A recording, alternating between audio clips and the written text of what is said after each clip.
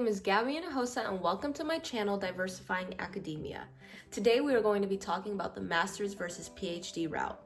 So when it comes to the master's versus PhD route, there are plenty of more options to choose from, like a gap year, a post-bac position, research position, same thing. And it can be a little confusing about what you want to do and what is right for you. And you're trying to find someone to like give you the answers, but really it's all up to you and what you think is best for you. I applied to only one master's program when I was applying to schools last year.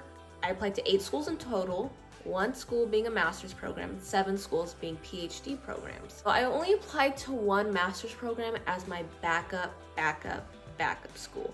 I felt, even though the imposter syndrome got to me a lot, that I actually did have a lot to offer PhD programs, and I wanted the PhD programs to tell me no rather than myself telling me no. So I applied to all those schools and only one master's program.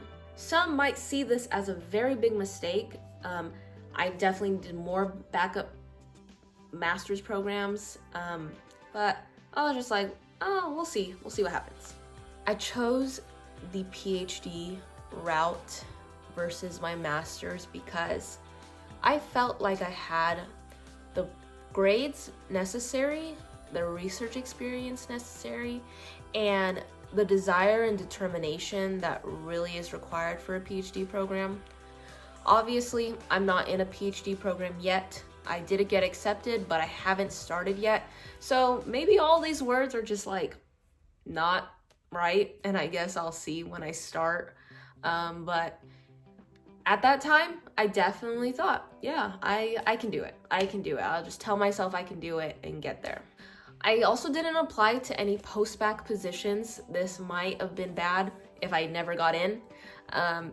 But post-bac positions are very good, I think.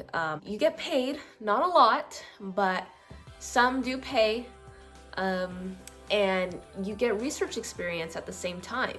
So I think that's really beneficial to really solidify what you want to do in the future and what research you want to pursue. Gap years, on the other hand, they're very interesting. Gap years are basically that year you take as a break in between like undergrad and graduate school. In this time, grad schools love for you to get experience. They love to see that you're trying to apply yourself in every way, shape, or form. In this gap year, if you're not really doing anything that's helping you succeed, they might not like that. So I would highly recommend in a gap year pursuing a post-bac position, pursuing some volunteer experience overseas or in your communities, to show that you're still thinking about grad school and you're really trying to get more experience in other places. I think I covered everything. I think the biggest thing with a master's versus PhD is knowing yourself, like knowing if you're ready to take this step, because it might be mentally hard and mentally draining to apply, especially you might be going through stuff that makes it difficult to really apply yourself to a PhD program. It's not a rush, it's not a competition. I know people that are in their 30s, 40s getting PhDs. Like, you don't have to go back to back to back to back. For me, I love school, so I was like, okay, let me just do it, like whatever.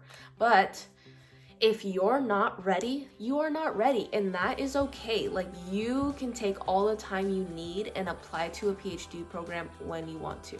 The master's route was not for me because I didn't want to spend money on something that I know I didn't need. And a master's program, you end up taking those classes again in your PhD program. And in my PhD program specifically, I can get my master's too. So it's like, I didn't want to do the double work, and I didn't want to spend the money for it either. So those were all the thoughts running through my head when I was trying to make this decision.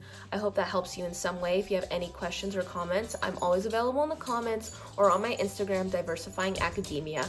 I hope you have a great rest of your day and enjoy life.